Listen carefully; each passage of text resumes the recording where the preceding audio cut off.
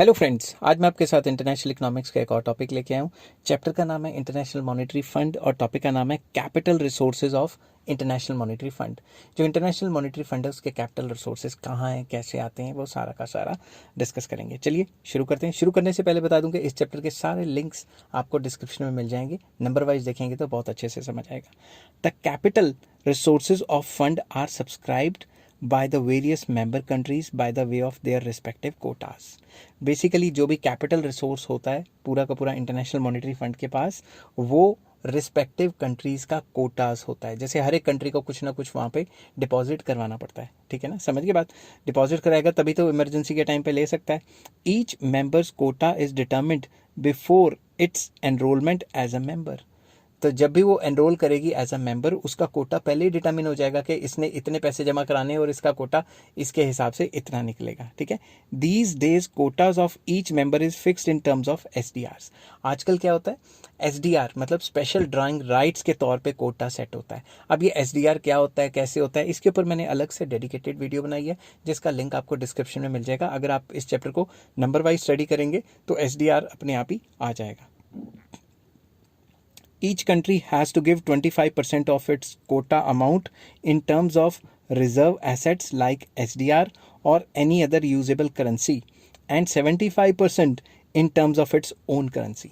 तो हर एक कंट्री को क्या करना है, जो भी उसका कोटा है उसका 25% रिजर्व एसेट्स में जो कि SDR की फॉर्म है उसमें देना पड़ेगा, या फिर डॉलर या वो टर्म्स में देना पड़ेगा जो एसडीआर जिन टर्म्स में होता है। एसडीआर किन किन टर्म्स में होता है, किन किन करेंसियों में होता है, वो मैंने सेपरेट वीडियो बनाई हुई है, वो आप जाके देखेंगे तो आपको समझ आ जाएगा। उसका लिंक आपको डिस्क्रिप्शन में मिल जाएगा। तो हमें 25% किस में देना है, किसी भी कंट्री ने 25% देना है रिजर्व एसेट्स के कोटा में जैसे एसडीआर, और 75% देना है अपने कोटा जितना भी वो चाहता है अपनी करेंसी में। समझ के बात। A country's relation with the fund are determined by the amount of its Kota.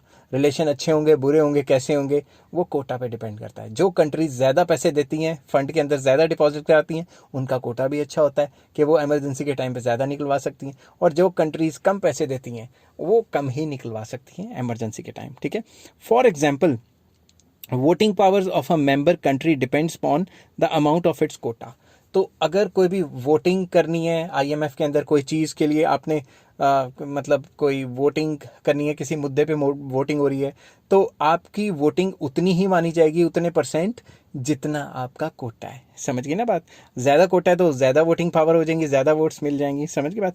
Each country has 250 minimum votes besides 1 lakh SDR 1 vote is increased. जैसे जैसे आप 1 लाख SDR बढ़ाते जाओगे अपने कंट्री के डिपॉजिट्स के अंदर, स्पेशल ड्राइंग अकाउंट होता है उसके अंदर, जैसे जैसे 1 लाख SDR बढ़ाते रहोगे वैसे वैसे एक वोट बढ़ती रहेगी। 250 वोट्स तो हर एक कंट्री की होंगी। समझ गए बात।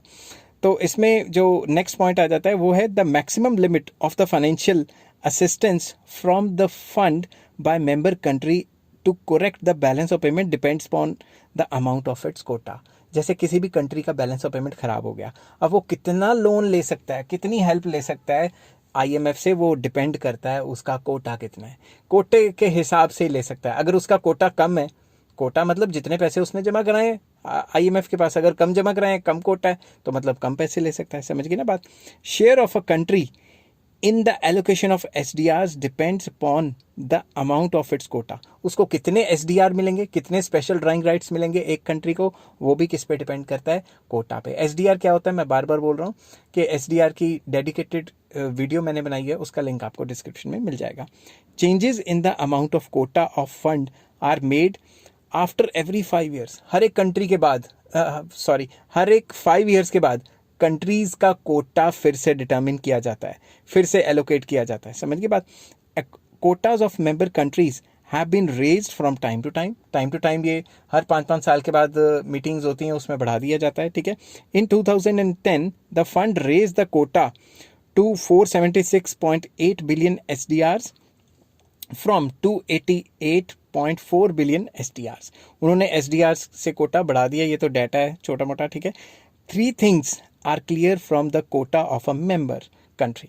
3 चीज़ें तो क्लियर हैं। पहला, share of member country is the capital of the fund. जो भी हर एक कंट्री अपना शेयर IMF के अंदर जमा कराएगा, वो जो टोटल पैसा इकट्ठा होगा वो ही इंटरनेशनल मॉनेटरी फंड की कैपिटल है। Loan a member country can receive from the fund. Loan क्या है? Loan a member country can receive from the fund. जो भी लोन होगा वो IMF के फंड से निकलेगा, ठीक है, इंटरनेशनल मॉनेटरी फंड की जो कैपिटल होगी उसमें में से निकलेगा। The total member the total number of votes that a member country can cast, ये भी किस पे डिपेंड करता है? ये भी कोटे पे डिपेंड करता है। तो ओवरऑल 3 चीज़ें हैं जो कोटा पे डिपेंड करती हैं। पहला कि कंट्री का कितना शेयर है फंड के अंदर, दूसरा कि वो कितना लोन ले सकता है, और तीसरा कि उसको कितनी वोट्स मिलेंगी। समझ गए ना बात? ये तीनों चीज़ें उसके कोटा पे डिपेंड करती हैं। America has the maximum quota, it constitutes 23% of the total capital of the fund.